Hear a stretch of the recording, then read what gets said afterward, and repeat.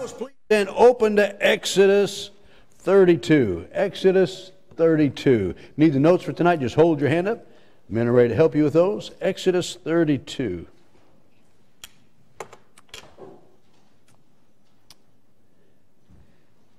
How many here have ever made major blunders because you've been impatient? Most of the time it is. I'm talking about major blunders. It may be financially. It may be with people and relationships. It may be job. It may be spiritual. But we make some major blunders just because we're impatient. And many of those have lifelong consequences. I mean, we know sometimes homes are broken up and marriages are destroyed and family relationships and jobs are lost. All kinds of things just because we were impatient. So God tries to teach us through His Word about how we need to have that patience and not be impatient. Jesus put it this way in Luke 21:17, "And ye shall be hated of all men for my name's sake, but there shall not a hair of your head perish.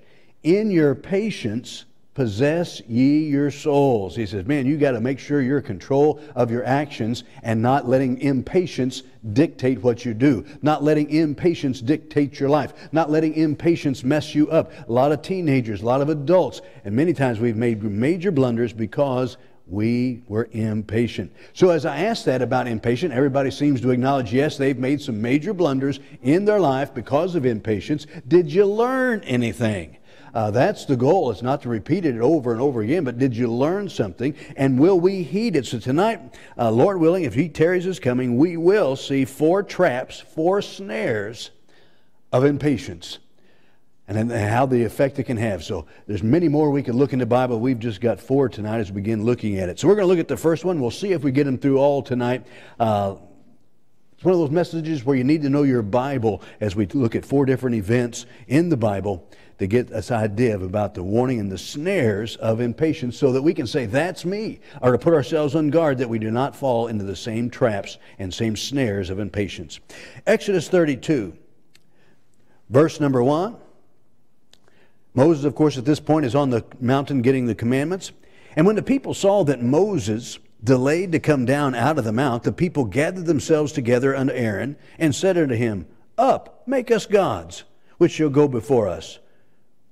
For as for this Moses, the man that brought us up out of the land of Egypt, we wot not what is become of him.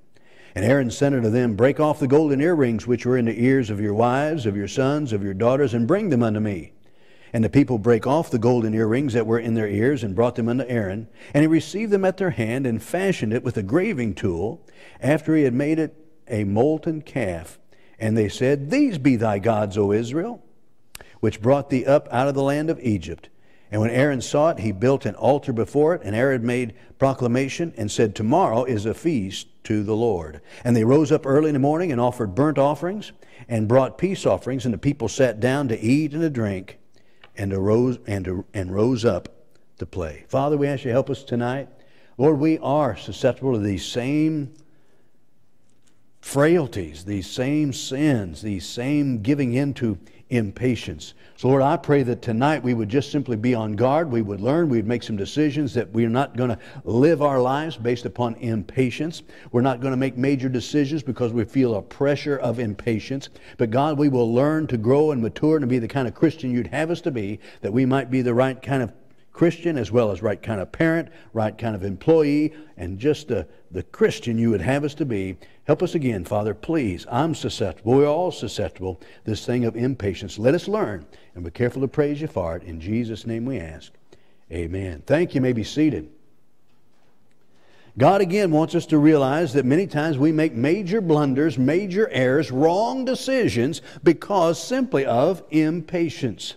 Ecclesiastes 7:8, I believe it's there in your notes. God says, Better is the end of a thing than the beginning thereof, and the patient in spirit is better than the proud in spirit. I think in that verse, God's just saying, boy, they got some good stuff coming if you can be patient in your spirit. The end is going to be much better than you've got now if you can be patient, if you can wait. Yeah, we're talking about being patient. We're not talking about just twiddling our thumbs. We're talking about being obedient to God. So God warns us about that. It says in Proverbs 14:29, he that is slow to wrath is of great understanding, but he that is hasty of spirit excelleth folly. So the idea is being impatient, and we're being foolish. In Romans 5:14, for whatsoever things were written aforetime, which is what we're studying today, were written for our learning, that we through patience and comfort of the Scriptures might have hope. Well, there's a lot of times we don't live in hope because we're not living with patience. We're impatient. So God says these Scriptures can give us that patience and comfort. It says in Hebrews 10:36, for ye have need of patience. He says you got to have patience. You have to have patience, that after you have done the will of God, you might receive the promise. God says we need to have patience if we're going to receive the promises, if we're going to receive the fruit. In fact, when you tie that to 2 John 1:8, look to yourselves that we lose not those things which we have wrought, but that you receive a full reward. So I believe God says if we don't have patience, we might not receive the promises, or we may not receive our full reward. Again, sometimes we live our lives going through and we're doing well and we're making progress, but then because of impatience, we make some error, we make some change, and we get pushed aside and we blow it because of impatience, and we lose our full reward. So tonight we're looking at 4 instances. We'll try to get through all 4 of them. 4 snares of impatience. 4 snares, 4 things that we see devastated because of impatience. We could talk about many, but I've just chosen these 4. So first of all, from what we just read here about the golden calf in Exodus 32, we find impatience from a lack of faith brings idolatry. Impatience from a lack of faith brings idolatry. What was happening in here was they just lacked faith. They lacked faith of what was going on. And we see the story. Moses is up at getting the 10 Commandments, and the people there said, well, it's been 30 days now. We don't know what happened to this guy. We can't wait around here forever. We can't keep sitting around here. We've got to do something. We've got to have an answer. I've got to have a direction. We can't wait anymore. We must have something going on in our lives. You know, a lot of times people just mess up their lives because they feel like something has to be going on.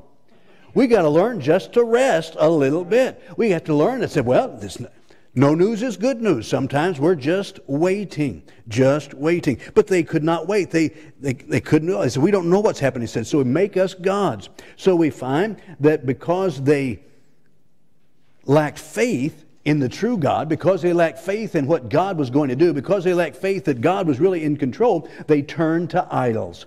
And they said, we've got to worship something. He said, make us some gods that we can worship.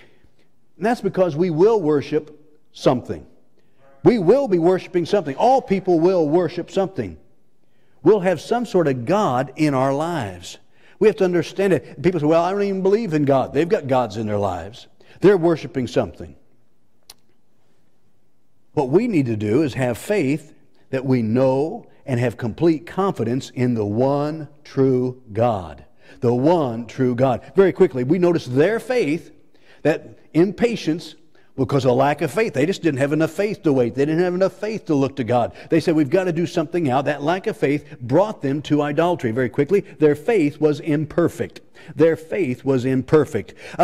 had just come recently out of Egypt. God had just delivered them and brought them out and just crossed through the Red Sea. And now they're there getting the commandments from God. They told Moses, said, I'm going to go up. They said, we'll stay here. You go get the information and bring it back. But it was not very good faith. It was not very strong faith. It was not perfect faith. In other words, it wasn't mature faith. You and I, if we're going to make sure that we do not fall into idolatry, whether it be the idolatry of money, whether it be idolatry of power, of position, or anything else, we're going to have to make sure we have a mature, growing, strong faith in God. See, they say, we don't know where Moses is, we don't know what happened, and so we're panicking. And because of no faith, then they fell into idolatry. We notice their faith was imperfect. First of all, we find they had enough faith for dissatisfaction. They had enough faith for dissatisfaction. You say, preacher, what are you talking about? Remember while they were in bondage in Egypt? For 400 years they've been in bondage. 400 years they've been slaves. And finally they said, this is enough. Finally, they said, I'm not satisfied with being a slave. This is not good for us. This is not right for us. And they cried out unto God. You know, it takes some faith sometimes just to cry out unto God. It takes some faith to say, you know, I'm not where God wants me to be. I'm not where I ought to be. So they had enough faith for dissatisfaction. They were dissatisfied with their spiritual life, and they cried out unto God. They had enough faith for deliverance. So they cried out to God. God sent Moses there to them, and by faith they were able to put the blood on the doorposts, and by faith they were delivered out of Egypt. Picture of being saved. Well, I'm glad it takes faith to be saved, and God provides that faith. So they had faith for dissatisfaction, crying out to God. Let me help you. Instead of going to some shrink, cry out to God when you're dissatisfied, if you will. When the burdens of life is so great and you just can't be comfortable, learn to cry out to God. Have enough faith that God cares. Have enough faith that God will do something about it. Have enough faith that God will do what He says He wants to do in His time. So they had enough faith for dissatisfaction. They had enough faith for deliverance. They had enough faith for departure. They left Egypt. That took a lot of faith. Here's some folks that for generations have been slaves, and now they're getting ready to follow Moses out and go into the wilderness to a land God had promised, but being slaves for 400 years, they hadn't taken many vacations. They could get together and say, Dad, have you ever been to Canaan land? Yeah, we went there on family vacation about 20 years. Don't you remember that? We went there. No. They've never been out of Egypt. They've never been out. So this was going to a brand new place, a whole new world. It took faith for them to say, we're packing up and we are leaving here, going for a place we've never been. So they had enough faith for deliverance. They had enough faith for departure. The problem was they didn't have enough faith for delays.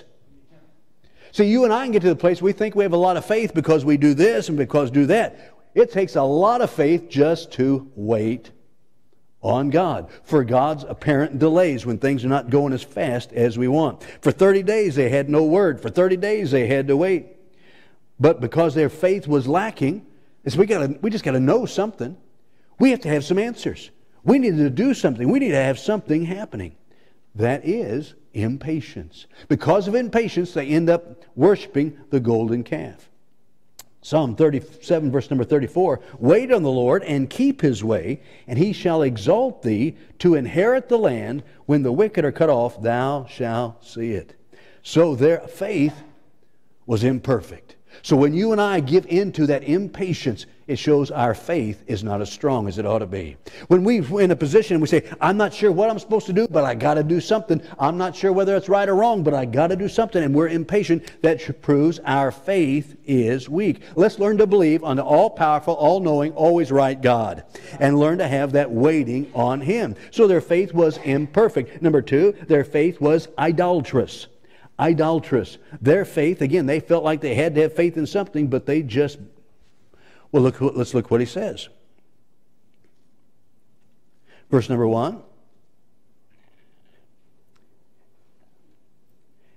Middle part of the verse. They gathered together to Aaron and said unto him, Up, make us gods, which shall go before us. Make us gods. God calls that idolatrous desire to worship other gods adultery. Adultery, spiritual adultery. By the way, even though in today's society that's not viewed as a very bad thing, back then that was viewed as a very, very bad thing. People were able to be stoned for that. It was wrong, it was vile, it was wicked. And God says in Jeremiah 3:8, for example, And I saw when for all the causes whereby backsliding Israel committed adultery, I had put her away. I had given her a bill of divorce. Yet her treacherous sister Judah feared not, but went and played the harlot also. And it came to pass through the lightness of her whoredom that she defiled the land and committed adultery with stones and with stocks. In other words, with idols. He said they've just committed adultery because He claims us as His bride. He claims us as His possession. And then when we go after idols, that's adultery. We may not commit idolatry with stones and with wooden idols, but boy, we sure do with the almighty dollar. We sure do with the possessions. We sure do with everything else, with our pleasures. I began thinking about it. I said, make us gods.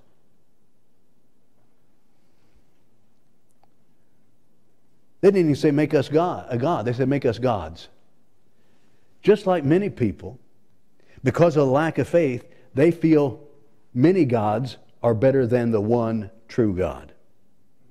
Are you understand what I'm saying? We think there's certain religions out there that just add another God. That's all they do. They don't mind. When my wife was teaching kindergarten in Texas and had a lot of Indian folks, they didn't mind having their children taught about another God named Jesus until it got to the place where we saw the Bible tells one God. Then they had trouble, because as long as there's many gods, they felt safe. As long as many gods, adding one more. So here they said, make us gods. So many people feel that many gods are better than one God because that dilutes accountability. That dilutes responsibility. Well, which God are you following? I don't know, but my God says this, your God says this. It just, as long as we have many gods, it dilutes that accountability. So they looked for a God. They said, make us gods. They looked for a God they could control. They looked for a God that they could control. By the way, that's what we do these days. We're looking for gods we can control. We're looking for gods that'll do what we want them to do. And that's what he said is there in verse number 1. Up, make us gods which shall go before us. So they're looking for gods that they could control. In fact, they worshiped Jehovah the next morning, but then they turned around and played unto the other God. I think it's there in your notes. Any God will do so long as he does what I want him to. That's how most Christians feel today. They're not able to say, there's one true God, and he's got all the power, he's got all the might, he's got all the everything, and I'm just going to follow him. I'm just going to worship him and him only. Even in churches today, we start living a life that we say, well, as long as God does, well, we make God what we want him to be. If we want him to overlook a certain sin, God will overlook that. God won't overlook this, but God will overlook this. In my case, he'll make an exception. So they looked for a God they could control. They looked for a God to which they could contribute. They said, make us a God. So I began thinking about that. And so Aaron said, okay, give me all the gold. And he fashioned it. So as they would worship that golden image, they would say, I made that. That's some of my stuff in there. I contributed to that God. That's a God because I made him God. That's a God because I gave the gold and I gave the silver. In other words, sometimes we're looking to make a God, or for our God to be one we contribute. In other words, that we make him a God. In other words,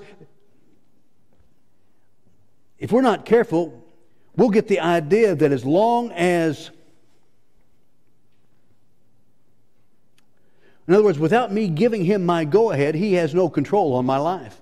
In other words, it's the fact that I say he's God, he's God. It's because of what I say he's God makes him all-powerful. It's because the power I give him gives him power over me. No, ladies and gentlemen, he's Almighty God, regardless. And so they looked for a God that they could control. They looked for a God that they could contribute to make it part. So we have to have faith in all-powerful, all-wise, all-caring, all-judging God, and learn to have patience. They were impatient. The lack of faith and that impatience, we can't wait. If they would just say, no, I have enough faith that I know God's in control. There is one true God. He's all-powerful, almighty, all good. He's done this for us, and I'm going to have faith in God. So I just have to learn to wait on him. But because they did not have that faith, they had a very weak faith that any God will do, many gods will do, as long, especially one I can control, especially one I can contribute to. He says, well, then that's the way we're going to go. You and I need to get to the place where we have enough faith so that our impatience doesn't drive us to idolatry.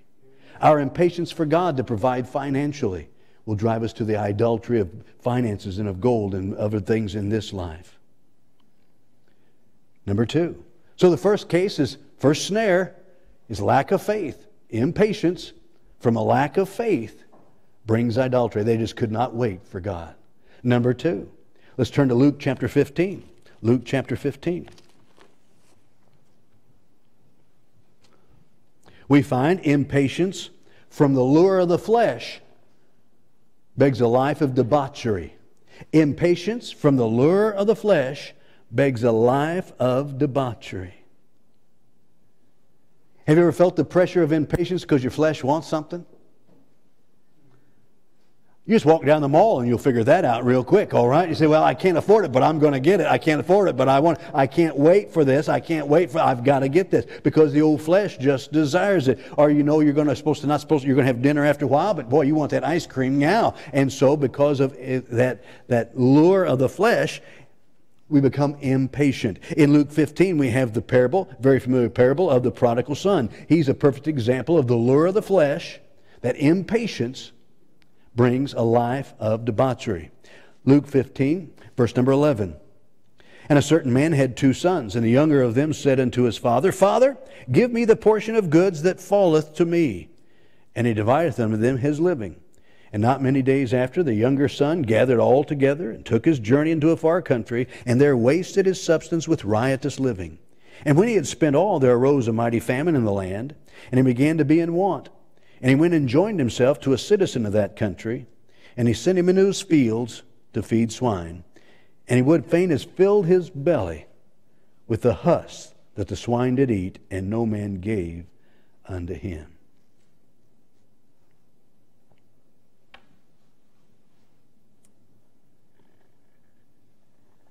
A lack of faith here as well. We know that when we read when the brother came and talked about it, the brother says he squandered his money with harlots. Verse 30. But as soon as this thy son was come, which hath devoured thy living with harlots, thou hast killed him the fatted calf. So here we have a young man who, through impatience, he could not wait for the inheritance. He could not wait for the time. He could not wait for the money. He could not wait for his dad to die. He says, no, I need it now. I want it now. We find that lure of the flesh, that desire. I say, I got to have my freedom. I got to go out and experiment with life. I need to go out and be in control of my own self. And that because that lure of the flesh, that lure to have that, it produced such an impatience, it led to debauchery in his life. Very quickly, notice it begins with desire. It begins with the desire. I'm not sure all the desires in the parable, because it is just a parable, but as he speaks about that, he came to his daddy and said, give me the portion of goods that falleth unto me. Oh, be careful about desires. By the way, we have many good desires and right desires that are only right at certain times of our life. Are you listening to me? There are certain desires that are right, but only at certain times and places in our life. God gave Adam and Eve a certain desire one for another, but that's only inside the bounds of matrimony. So there's a certain desire that God gave us in our bodies that is right and it's good, but only inside of marriage. You don't do it ahead of time. You don't do it experimenting. You wait until the preacher says you are and you can, and then you do. But until then, you don't. Hello? You keep your... Thank you, sir. We keep ourselves pure. So there are certain desires that are right. Here he says, this is my inheritance. I want it now. But he says, I cannot wait. I will not wait. I must do it now. Why? The lures of the flesh says, man, I got to get out of here. I want to go do what I want to do. And that brought in impatience. How many times have you and I botched up our lives, messed up our lives, because the so flesh wanted something and we could not wait for the right time. We could not wait to deal with it, and it led us to great sin. James 1:14 says, but every man is tempted when he is drawn away of his own lust and enticed. So we find it begins with desire. This lure of the flesh that makes us impatient. Well, I just can't wait. I'm not going to wait for it. It began with the desire, but also it seeds disrespect. It seeds disrespect. Now, often we see this in young people, but it's in all ages as well. It seeds disrespect. You can almost hear it in his voice in this parable. And the younger, verse 12, and the younger son said to his father, Father, give me the portion of goods that falleth to me. Not, can we talk about this? Can we consider this? Can I get a loan? No. It just kind of brings a disrespect. See, when we have the lure of the flesh and we get impatient to satisfy the flesh, when we get impatient to satisfy our own desires, how many understand it often brings a disrespect to authority? It brings disrespect to anything that holds us back. It brings disrespect to anything that puts some kind of control, some kind of restriction on us. That's why for young people many times, that desire, the lust of the flesh, the lure of the flesh, it brings an impatience. They don't want to wait till they grow up. They don't want to wait until they get out of high school. They don't want to wait till they get out of college. They don't want to wait. And so when they try to the lure of the flesh is, I want to be satisfied this. I want to go here. I want to do this. And then when they don't get that impatience brings disrespect. Disrespecting of parents, disrespecting of government, disrespecting of the Bible, disrespecting of pastors, disrespecting of anybody in authority. To any authority that says no or not now, it brings disrespect. So you and I in our lives, if we want to figure out, am I being impatient because of the lure of the flesh? Well, what are your desires? What is bringing you that desire? Is it a desire of the heart or desire of the flesh? And does it bring some disrespect? In fact, if you look at it, a modern word for what he expressed was entitlement. He had a sense of entitlement. He says, Dad, let's look at it.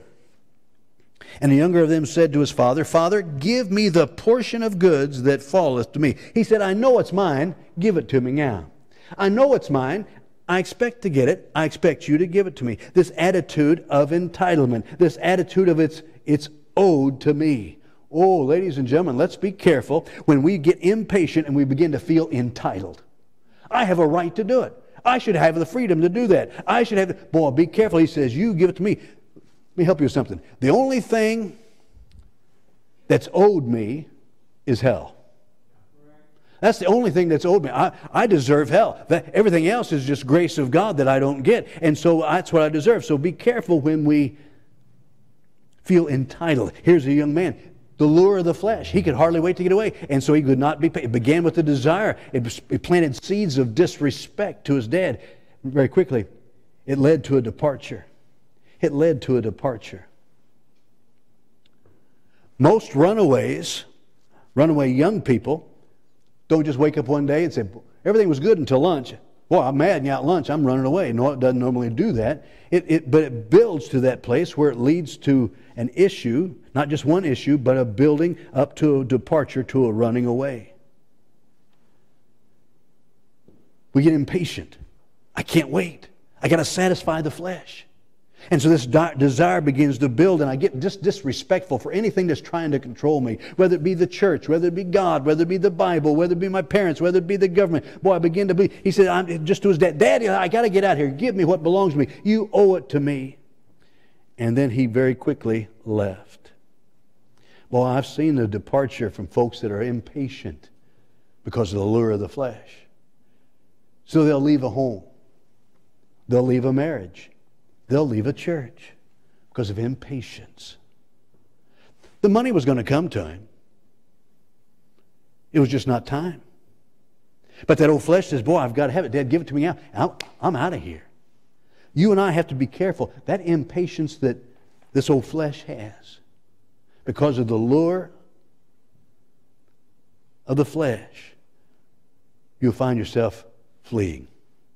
Leaving the place of safety, leaving to the place where you belong. Very quickly, it brings a decline. It brings a decline. As we see, he began to lose his money. He wasted his money, and then the famine came, and oh, what the mess he ended up down there feeding the swine. It brings a decline.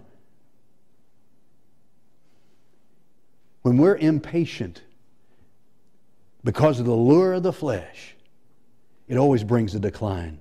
Be not deceived, Galatians 6:7. For God is not mocked, for whatsoever a man soweth, that shall he also reap. For he that soweth to the flesh shall of the flesh reap corruption. God says, listen, he says, you listen to the flesh, and you get impatient with the flesh, and you go that way, you're not going to reap the good stuff. It's going to reap corruption. It's going to reap the bad. But he that soweth to the Spirit shall of the Spirit reap life everlasting. Let us not be weary in well-doing, for in due season we shall reap if we faint not. In other words, if we're patient. If we're patient. And then finally it concludes in demise. Concludes in demise. It's all over. He was for all intents was dead. That's why his daddy said, my son who was dead, but now he's alive.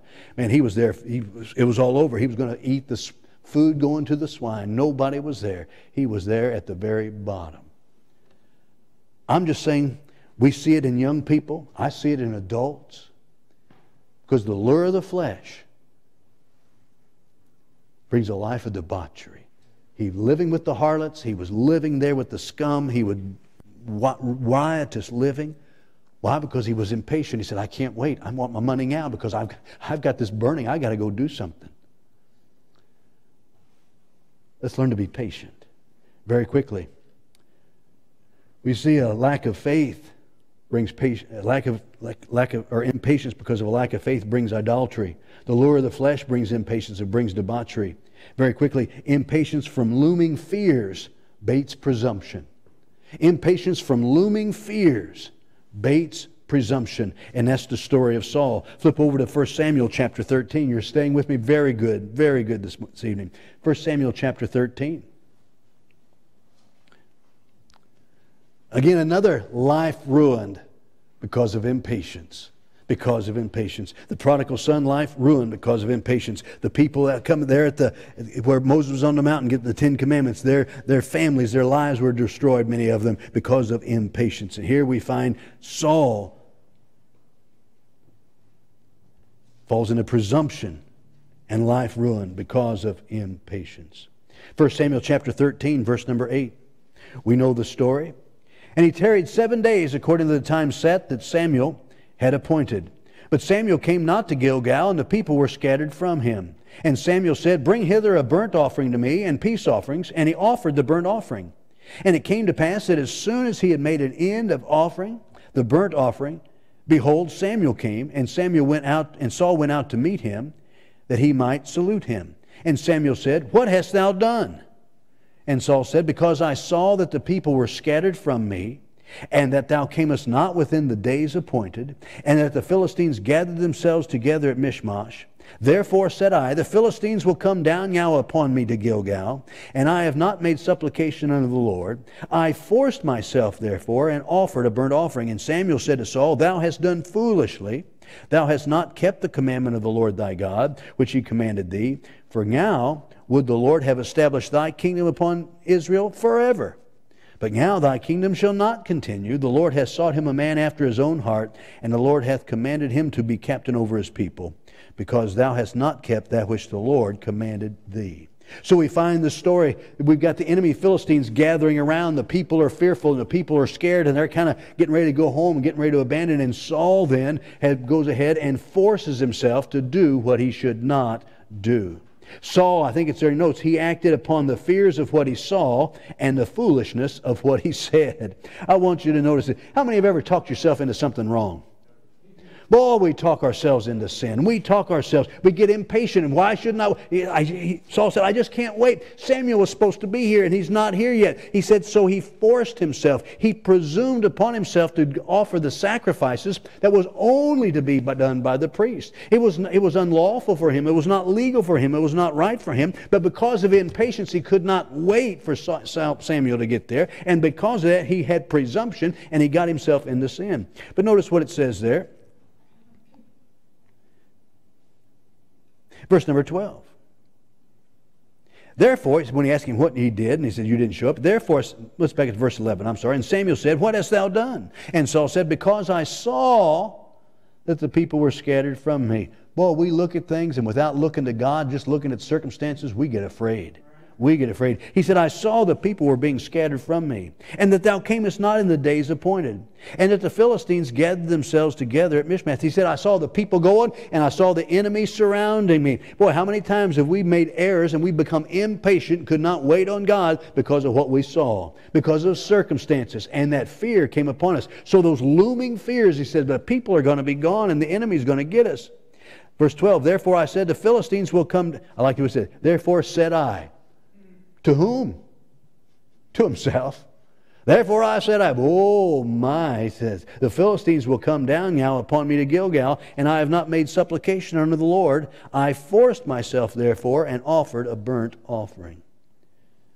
Boy, he talked himself right into air. Impatient because of fear. How many times have we been impatient and got ourselves into trouble because we were afraid? The battle had not happened yet. The people were not gone yet, but he was afraid. We're afraid our finances are going to hold out, and so we're impatient, and so we'll do something illegal, immoral, incorrect. We're afraid somebody won't deal with us right, and so we'll deal another way. We fear. We presume. We presume. You say, preacher, what do you mean presume? Number one, it routed him out of his position.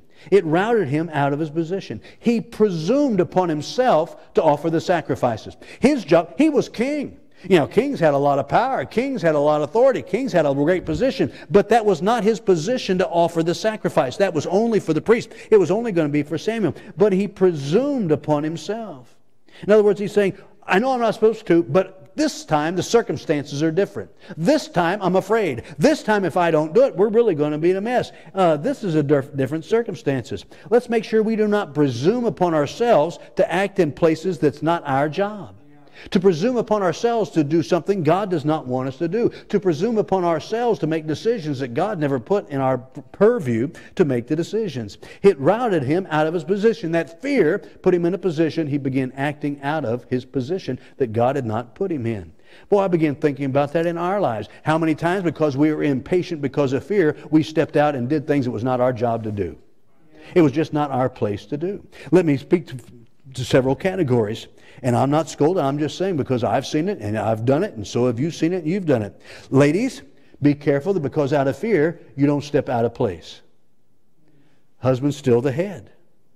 You can encourage him. You can challenge him. You can say, listen, dummy. Listen, husband. But you don't presume to say, but I'm taking control. When you've got a godly husband. Hello. Saul was afraid. So he stepped out of his position of king to step in a position that was not his to take. Be careful, ladies. Again, teach, encourage, guide, but don't say, too bad, I'm taking control. If you've got a godly husband. Careful. Because of fear. Impatient, cannot wait. Men, beware. You have a head also. Hello. See, ladies, you have a head in the family, that's the husband. Husbands, you have a head also, that's Christ. Oh, let's be careful you don't side. I'm afraid, and Christ is not doing it what I thought He ought to do. I just can't wait anymore. I've just got to do something. And so we step out of our purview. We step out of our position and do things we ought not. Teenagers the same way. Church members many times the same way. Let's just be careful that we do not, with impatience because of looming fears, bring us into presumption. Presumptive sin and activities. Very quickly, it routed him out of his position. Number two, it robbed his posterity. It robbed his posterity. He said, all right, because you stepped out of position, because you were impatient. He said, I was coming. I was almost here. He said, but you then, because of your impatience, you stepped out of place. He said, you're not going to be king. Your kingdom will not continue. Who lost out on being the next king? Jonathan. If Saul had not stepped out of place, if Saul had not been impatient, his kingdom would have been forever. God says, no, I was going to make you forever, but I can tell that you're not the man for the job. But because of this sin, He says, your kingdom will not go. I'm going to go over here and give it to David. Jonathan should have been the next king. But Jonathan didn't get to be king because of Saul's impatience. How many times, listen, again, I'm not trying to scare us. I'm just trying to help us realize how many times because of our impatience of a fear, we've made a move and got us out of the will of God, and that hurt our children. That hurt our homes. You may have known some folks that because they were afraid of something and they stepped out of position and took a control that was not part of their life, and they made some move in their life, they got out of the will of God, and their kids lost out. Let's learn to be on guard for impatience. Impatience. The impatience from looming fears baits presumption. Very quickly, impatience from longing to be first begets deception. Impatience from longing to be first begets deception. If you want to turn over to Genesis 25, we may not get it all, but we're just going to briefly talk about it. Very familiar story. In Genesis 25, we have the story of Jacob and Esau. Yeah. God had already said Jacob was going to be number one. God had already said, we got Jacob and Esau. Esau was the older, Jacob was number two in order of birth. The birthright and the blessing always went to the firstborn. That's what it was. But God had said, in this case, it's not going to be that way. In Genesis 25:22, and the children struggled within her, and she said, if it be so, why am I thus? And she went to inquire of the Lord, and the Lord said unto her, 2 nations are in thy womb, and 2 manner of people shall be separated from thy bowels, and the people shall be strong, and the one people shall be stronger than the other, and the elder shall serve the younger. So God says you got twins in there. He says, but it's not going to come out like we normally think. He says the older one's going to serve the younger. In other words, the younger is going to be the one where the lineage is going to come from. It's the younger one that's going to have the blessings. It's the younger one that's going to do that. So that was the plan. It was already put out. But we know that Jacob could not wait. Jacob says, no, I want to be first. I want to have the blessing. I want to have the birthright. He said he had that burning desire to be first, to be top dog, to take that position. And because if he just had patience, well, how was God going to work it out? I don't know. We'll never find out. We may be able to get to heaven and ask God, what were you going to do about that, God, to make Jacob number one? When Jacob, they couldn't wait. And we know that messed up his life. We know because, well, very quickly, let's get into it. Number one, it stirred his cruelty. Because of Jacob's impatience to be number one, he said, I've got to be number one. I've got to be on top. I've got to be the boss. I've got to have this spot. And that desire into it, number one, it stirred his cruelty. It stirred his cruelty. Genesis 25, verse 29. Oops, helps me get to the right book. And Jacob sawed pottage, and Esau came in from the field, and he was faint. And Esau said to Jacob, feed me, I pray thee, with the same red pottage, for I am faint. Therefore was his name called Edom. And Jacob said, sell me this day thy birthright. And Esau said, behold, I am at the point to die. What profit shall this birthright do to me? And Jacob said, swear to me this day. And he sware unto him, and he sold his birthright unto Jacob. And Jacob gave Esau bread and pottage of lentils. And he did eat and drink, and rose up and went his way. Thus Esau despised his birthright. So we find it stirred his cruelty. He said, here's somebody, my brother's coming in and he's hungry. I'm going to take advantage of him. I'm going to go ahead and swindle him. I'm going to go ahead and cheat. He's not going to die, but I can sure make him think he is. And so it stirred his cruelty. Listen, when you and I are impatient because we want to be top dog, we want to be number one, it will often bring us to the place where we live a life of deception. We begin to deceive. We begin to lie. We begin to trick. We begin to work circumstances around for our own way. How many know what I'm talking about? Because I've got to be on top. I've got to have my way. Here, and when we get to that way, that impatience, it brings cruelty into our lives. We're willing to do what we need to do. I'll say what I'll need to say. I'll not care about the other people. It stirred his cruelty. Number two, it set him up for corruptibility. It set him up for corruptibility. I'm just trying to say, I've seen people get their lives. There's people in jail for this very same reason, because they wanted to be number one. They had that desire and they were impatient for that, and it just took him to a life of deception and of crime. It stirred his cruelty. It set him up for corruptibility. Chapter 27, verse number 5. And Rebekah heard when Isaac spake to Esau his son, and Esau went to the field to hunt venison for him and to bring it. And Rebekah spake unto Jacob her son, saying, behold, I heard thy father speak unto Esau thy brother, saying, bring me venison and make me savory meat, that I may eat and bless thee before the Lord before my death. So the blessing, so you've got the birthright, which means he was going to get to be the top dog. He was going to be the leader of the family. He was going to be the one that had the spiritual blessing, which he stole from Esau because he was impatient through his cruelty. But now he says his daddy's going to give him the blessing. So when they got the blessing, they usually got a double blessing. In other words, when daddy's dying, he's getting ready to give the inheritance. He says, now, to the one I give the blessing, which is normally the first one, you get twice what everybody else gets. You get to be the top dog. I've got certain blessings for you. And so he said, so Jacob thought he was dying. He wasn't, but he thought he was. And he said, go give me a nice venison. He said, I love the way you cook. Go out and get that. And so now his wife heard that. Verse number 7, he said, I heard him say, bring me venison and make me savory meat, that I may eat and bless thee before the Lord before my death. Now therefore, my son, so this is Mama speaking to Jacob, obey my voice according to that which I command thee. Go out to the flock and fetch me thence 2 good goats, 2 good kids of the goats, and I will make savory meat for thy father, such as he loves. She said, I know the spices he likes. I know how he likes. He said, it won't be dear, but he'll like it just the same. And thou shalt bring it to thy father, that he may eat, that he may bless thee before his death. Because his eyes were going so bad he couldn't see. He was blind and he couldn't see. So he says, We're going to go in and we're going to trick him. And Jacob said to Rebekah his mother, Behold, Esau my brother is a hairy man, and am I a smooth man? My father peradventure will feel me, and I shall seem to him as a deceiver. And I shall bring a curse upon me, and not the blessing. And his mother said unto him, Upon me be thy curse, my son.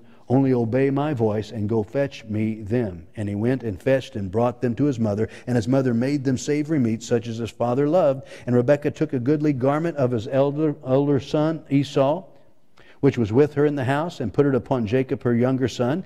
We'll find out later, if you read on later, it's because he smelled him and said, Yep, that smells of the field.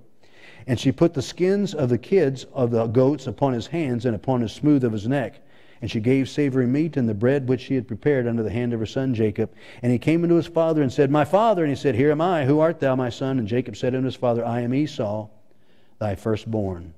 I have done according to thou badest me. And you could read on further. It set him up for corruptibility.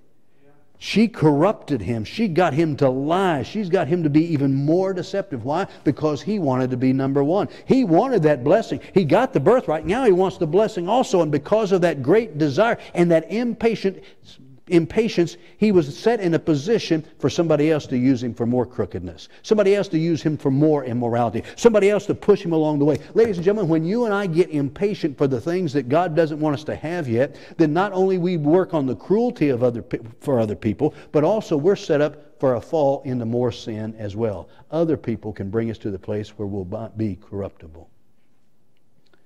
Not only that, it seasoned his callousness.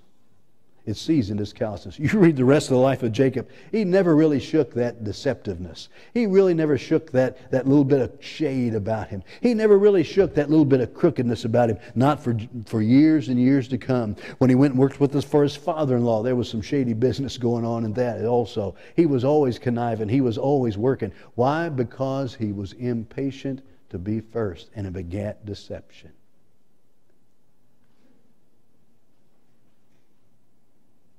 Let me go back and ask the question I asked when we first started. How many of us have ever in our lives, and you don't have to raise your hand because I know it's all of us, have blown it because we were impatient? We've made some wrong decisions because we were impatient. We've messed up our lives, maybe the lives of our family, because we were impatient. We see today lack of faith brought in impatience. They couldn't trust God. They couldn't wait, and took them into idolatry. Allure of the flesh pulling on, made him impatient. He couldn't wait for his dad to die. It was time, I need to have it now. It took him into a life of debauchery and wickedness. We find impatience because of looming fear. Old Saul, he just couldn't wait. He said, I couldn't wait. You weren't here. And I was afraid. So he presumed. He stepped out and made decisions that were wrong. And impatience because he longed to be first made him a deceiver. Let's learn to have patience. Just trust God. Just trust God. And be careful when we feel impatient and like I just have to. Oh my, the snares of impatience. Let's bow our heads, please.